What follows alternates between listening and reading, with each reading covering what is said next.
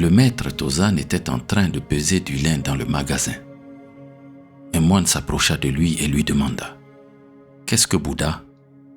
Tozan dit « Ce lin pèse 5 livres. »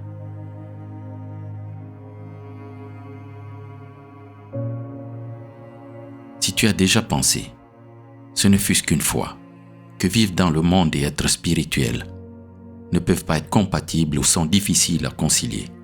Aujourd'hui, tu auras la réponse la plus juste que tu n'aies jamais entendue. La réponse est dans la vérité. Si c'est la première fois que tu m'écoutes, je m'appelle José Bert et comme je publie régulièrement des enseignements transformationnels qui ont déjà aidé plusieurs centaines de vies à travers le monde, je t'invite à t'abonner à Fédéralité de la communauté pour ne pas perdre l'opportunité de continuer à apprendre pour progresser dans la vie. D'ores et déjà, je t'envoie un maximum de lumière pour que l'univers puisse te donner la clairvoyance et la clairaudience nécessaires pour comprendre ce message afin de canaliser tes efforts vers le succès, la réussite et l'épanouissement dont tu as besoin pour ta vie.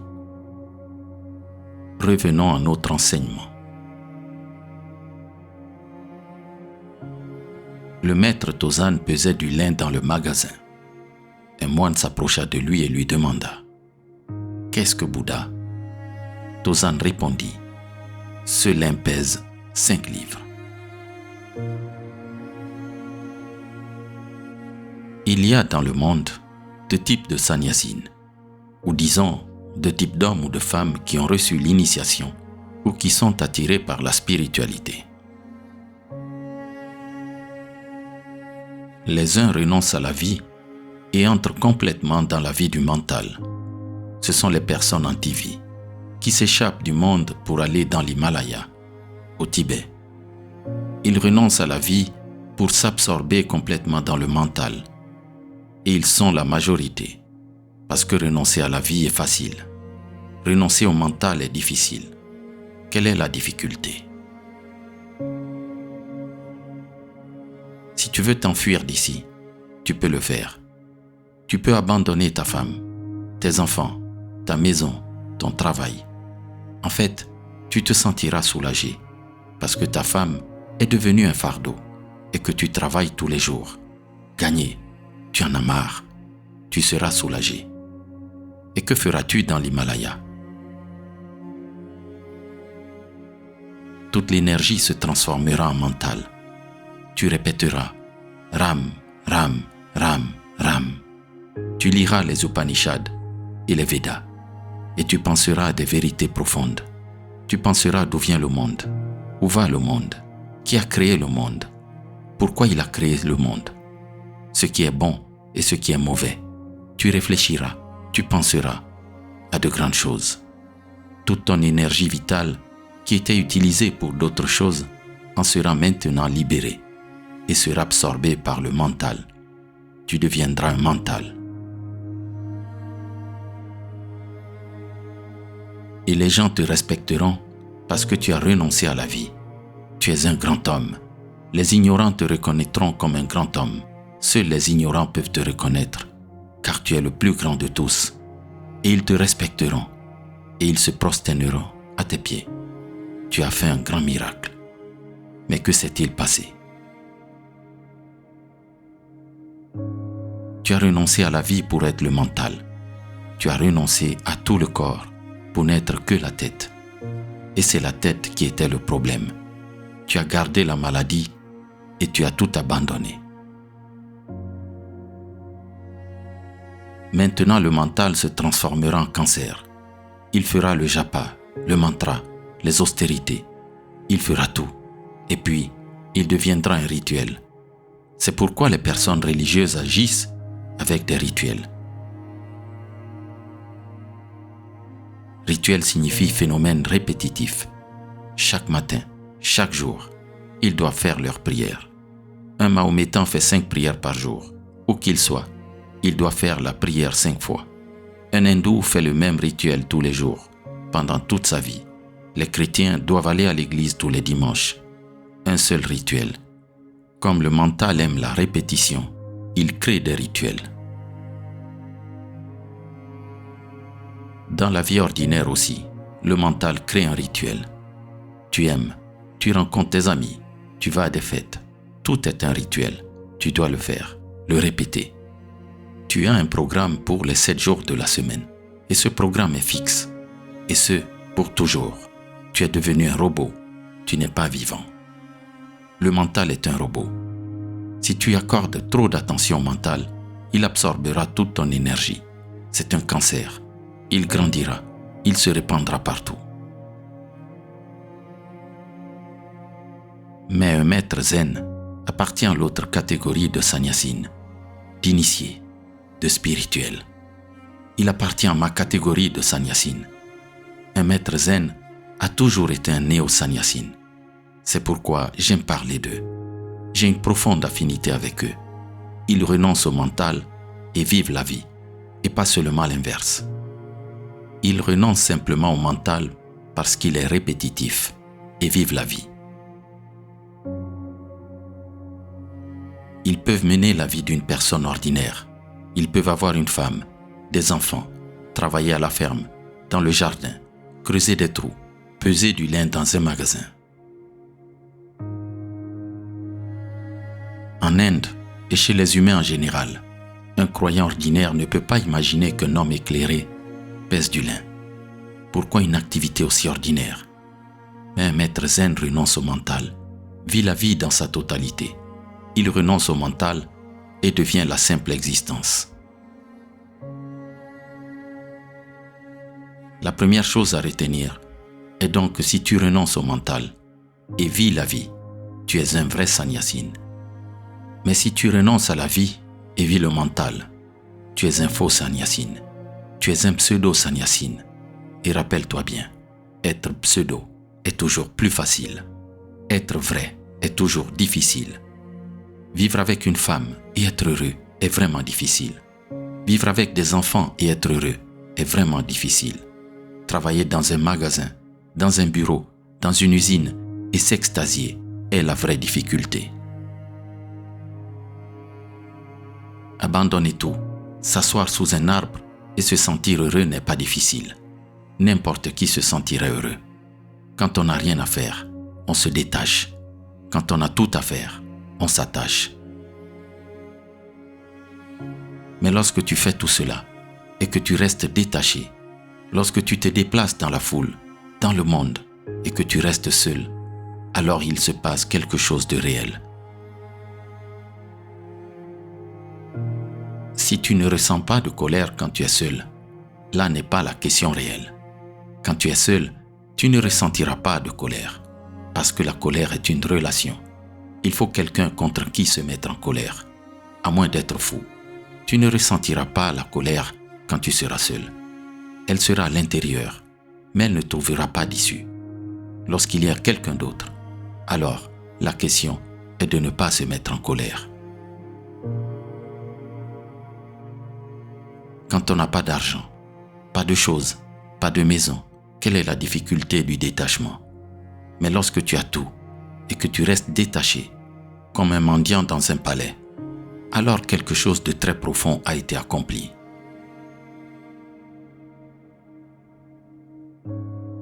Souviens-toi et garde-le toujours dans ton cœur. La vérité, l'amour, la vie, la méditation, l'extase, la félicité, tout ce qui est vrai, beau et bon, existe sous la forme d'un paradoxe. En étant dans le monde, mais non du monde. En étant avec les gens et pourtant seul. En faisant tout et en étant pourtant inactif. En bougeant et en ne bougeant pas. En vivant une vie ordinaire et pourtant sans s'identifier à cette vie. En travaillant comme tout le monde travaille et restant pourtant à distance dans l'arrière-plan. En étant dans le monde, mais en n'y appartenant pas. C'est cela le paradoxe. Et lorsque tu atteins ce paradoxe, le plus grand des sommets t'arrive, l'expérience du summum.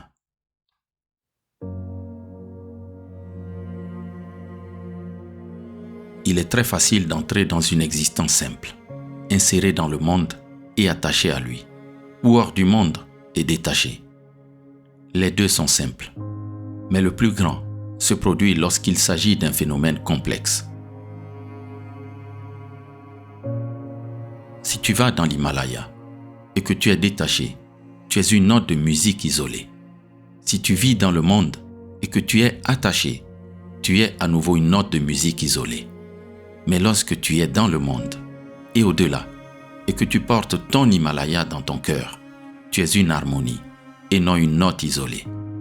Et un accord est produit, incluant toutes les notes discordantes, une synthèse des opposés, un pont entre deux rives.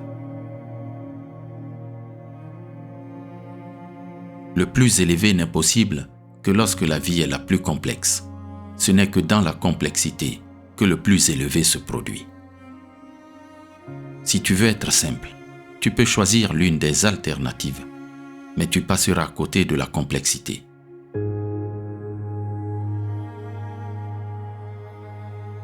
Si tu ne peux pas être simple dans la complexité, tu seras comme un animal ou quelqu'un dans l'Himalaya qui vit une vie de renoncement.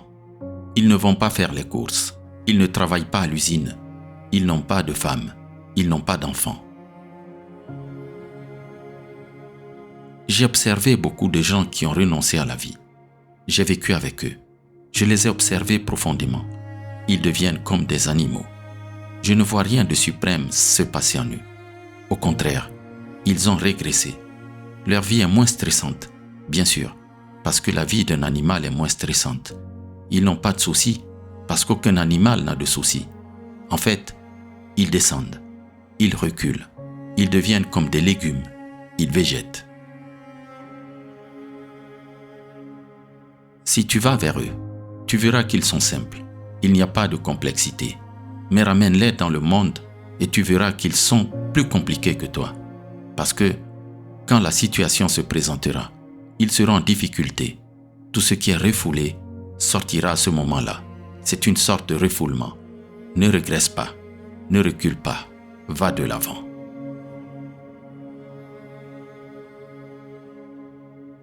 Un enfant est simple, mais ne deviens pas un enfant. Deviens mature. Bien sûr, lorsque tu deviens absolument mature, la graine de l'enfance est à nouveau produite, mais elle est qualitativement différente. Un sage est un enfant, mais il n'est pas puéril. Le sage a retrouvé la fleur, le parfum, la nouveauté de l'enfant, mais il y a aussi une différence profonde. Un enfant a beaucoup de choses refoulées en lui, et chaque fois qu'il en a l'occasion, sa sexualité sort, sa colère sort, il entre dans le monde, il s'attache et se perd. Il a ses graines en lui.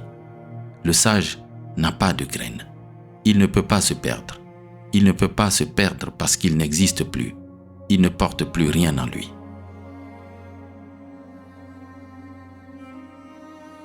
Les maîtres zen ont vécu une vie très ordinaire, très éloignée du monde, mais dans ce monde, ils sont plus beaux que n'importe quel initié ou dévot, que n'importe quel sannyasi hindou, plus beaux que n'importe quel moine catholique. En fait, rien de tel que le zen n'existe sur terre, parce qu'ils ont atteint le paradoxe le plus élevé.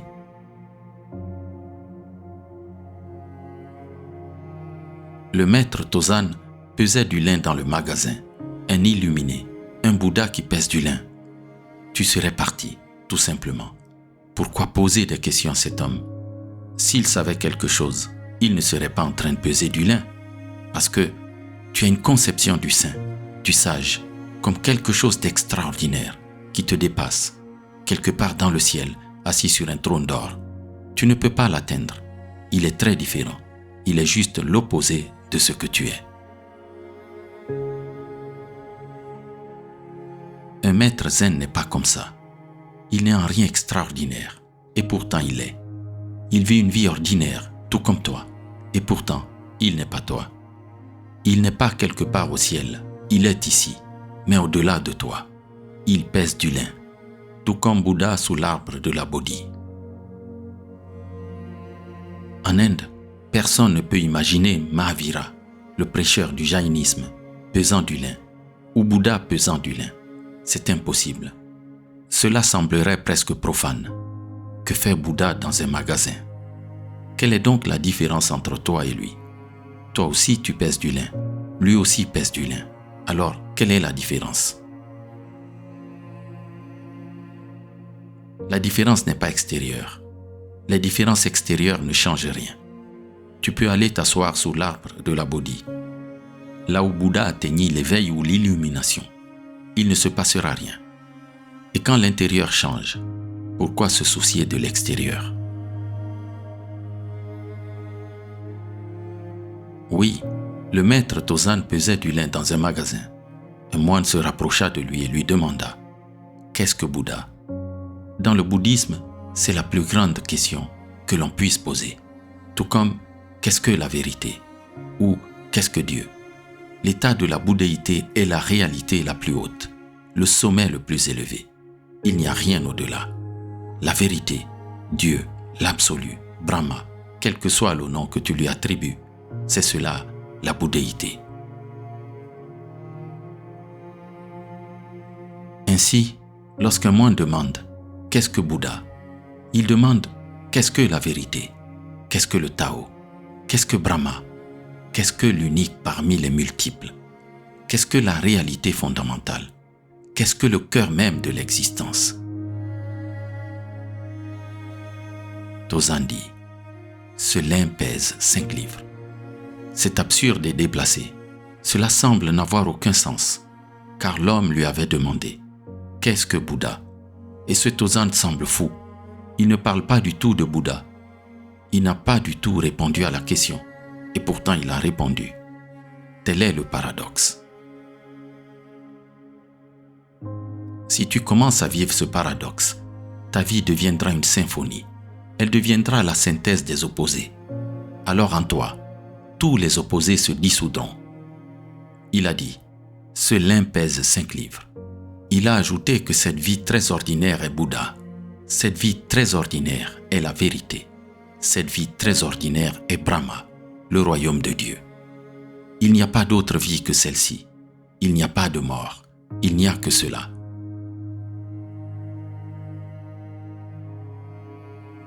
Les hindous disent, cela existe. Ceci est une illusion. Tozan dit, ceci est vrai. Cela est une illusion. Ce moment même est la vérité et ne demande rien d'extraordinaire. Les chercheurs demandent toujours quelque chose d'extraordinaire parce que l'ego n'est satisfait que lorsqu'on lui donne quelque chose d'extraordinaire. Tu vas voir un maître et tu lui poses des questions. S'il te dit des choses comme ça, tu vas penser qu'il est fou ou qu'il plaisante ou que ce n'est pas un homme qui mérite d'être interrogé. Tu vas tout simplement t'enfuir. Pourquoi? Parce que cela brise complètement ton ego. Tu demandais Bouddha, tu souhaitais Bouddha. Tu voudrais être toi-même un Bouddha, d'où la question. Et cet homme te dit, c'est n'importe quoi ce que tu demandes. Ce n'est même pas la peine d'y répondre. Ce lin pèse 5 livres. C'est plus important que n'importe quel Bouddha. Ce moment, ce lin, c'est la totalité de l'existence. Dans ces 5 livres de lin est centré tout l'être du monde, ici et maintenant. Ne t'égare pas, ne pose pas de questions philosophiques, regarde ce moment. Tozan a fait quelque chose d'admirable. Tozan est un Bouddha. Tozan, pesant du lin, est Bouddha, pesant du lin. Parce que la réalité est une. Tozan est Bouddha et le lin est aussi Bouddha. Et à ce moment-là, il pèse 5 livres. C'était la vérité, la factualité du moment. Mais si tu es plein de philosophie, tu penseras que cet homme est fou et tu t'en iras. C'est ce qui est arrivé à Arthur Koestler, l'un des intellectuels les plus brillants d'Occident. Il n'a rien compris. Lorsqu'il s'est rendu au Japon pour étudier le zen, il s'est dit « Ces gens sont tout simplement fous ou bien ils plaisantent. Ils ne sont pas sérieux du tout. » Il a écrit un grand livre intitulé « Contre le zen ». Le zen semble absurde. Il est. Il a tort et pourtant il a raison. C'est absurde. Si tu ne connais pas le langage du zen, c'est absurde. Si tu es trop identifié à la pensée logique, c'est absurde, c'est illogique. Quelle chose plus illogique que quelqu'un qui demande « Qu'est-ce que Bouddha ?» et quelqu'un qui répond « Ce lin pèse 5 livres ». Tu demandes ce qu'est le ciel et je te réponds ce qu'est la terre. Tu demandes ce qu'est Dieu et je te parle d'un rocher. Il n'y a pas de rencontre. Et pourtant, il y a rencontre. Mais pour s'en rendre compte, il faut des yeux très sensibles, mais pas intellectuellement aiguisés. Simplement des yeux sensibles et réceptifs, non pas identifiés au raisonnement, mais attendant de regarder, observant, témoignant de ce qui se passe, non pas préjugeant à l'avance, mais ouverts. Kotzler a des préjugés. Un intellect très aiguisé peut élaborer des choses très logiques, dans la tradition d'Aristote, mais il ne sait rien. Il ne sait pas qu'il existe le monde absolument non aristotélien du Zen, dans lequel 2 et 2 ne font pas nécessairement 4. Parfois c'est 5, parfois c'est 3. Tout est possible. Aucune possibilité n'est détruite. Toutes les possibilités restent ouvertes, infiniment ouvertes. Et chaque fois que 2 et 2 se rencontrent, quelque chose de nouveau se produit. Le monde reste ouvert, inconnu. Tu ne peux pas l'adapter. Regarde, superficiellement, cet homme est fou. Mais au fond, tu ne peux pas trouver un homme plus sain que ce Tozan. Et Kotzler a tort. Il possède une intelligence aiguisée, très logique, au point que seules quelques personnes peuvent rivaliser avec lui en matière d'intelligence aiguisée. Mais il a tort. Dans ce monde, l'intellect est un moyen. Dans l'autre monde, l'intellect devient une barrière. Ne sois pas trop savant, sinon tu passeras à côté de la vraie sagesse. Regarde ce Tozan, sans préjugés, sans pensée personnelle. Regarde simplement le phénomène. Qu'est-ce qui se passe? Un moine disciple demande « Qu'est-ce que Bouddha ?» Et un maître zen vit dans l'instant. Il est toujours ici et maintenant. Il est toujours chez lui. Chaque fois que tu viens, tu le trouveras ici. Il n'est jamais absent. Il reste dans ce moment. Les arbres, le ciel, le soleil, les rochers, les oiseaux, les gens, le monde entier est concentré dans ce moment. Ce moment est vaste. Ce n'est pas un simple tic-tac de ta montre. Ce moment est infini. Parce qu'en cet instant, tout est. Des millions d'étoiles naissent et meurent. Et toute cette étendue infinie de temps et d'espace se trouve dans ce moment. Alors, comment indiquer ce moment? Tozan pesait le lin. Comment indiquer ce moment? Comment amener ce moine ici et maintenant? Comment mettre de côté ces questions philosophiques? Comment le surprendre et l'éveiller à ce moment et dans ce moment? C'est un choc, car il se posait sans doute des questions sur Bouddha, pensant « Quelle est la réalité d'un Bouddha? Quelle est la vérité ?» Il devait s'attendre à une réponse profonde, quelque chose de magnifique. Ce maître est illuminé. Il va donc dire quelque chose de très précieux. Il ne s'attendait pas à une réponse aussi ordinaire, banale, absurde. Il a certainement été surpris. Dans ce sursaut, il a peut-être été réveillé un instant, une fraction de seconde. Quand on est surpris, la pensée s'arrête. Si la réponse est congruente, la pensée peut continuer, car c'est ce que l'esprit demande, la congruence, la justesse, l'accord, la conformité. Si quelque chose est dit qui est congruent avec la question, la pensée peut continuer. Si quelque chose est dit qui est complètement absurde, discontinu, qui n'a apparemment rien à voir avec la question, le mental ne peut pas continuer. Soudain, le mental est stupéfait et la continuité est rompue. Cependant, elle reprendra bientôt, parce que le mental dira « c'est absurde ». Merveilleux cet homme, ce Tozan, il est incomparable. On ne trouve un tel homme nulle part ailleurs. Et quelle réponse spontanée, ni préfabriquée, ni élaborée d'aucune façon.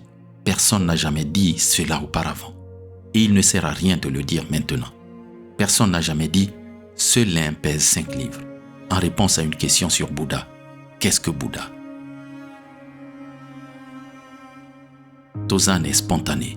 Il ne répond pas de mémoire. Il pourrait le faire, car il connaît les Écritures. Il était un grand érudit avant de devenir illuminé. Il a récité toutes les paroles de Bouddha. Il les connaît par cœur. Il a discuté de philosophie pendant de nombreuses années. Il sait ce que le moine demande. Il sait ce qu'il attend, mais il est simplement spontané. Il pèse le lin. Essaye d'imaginer et de voir Tozan en train de peser le lin. À ce moment-là, qu'est-ce qui pourrait indiquer plus spontanément la réalité du moment, la factualité de l'existence? Il dit simplement « ce lin pèse 5 livres » et c'est tout. Il ne dit rien sur Bouddha. Ce n'est pas nécessaire. C'est cela l'état de Bouddha. Cette spontanéité est l'état de Bouddha. Cet état d'être fidèle au moment présent est l'état de Bouddha.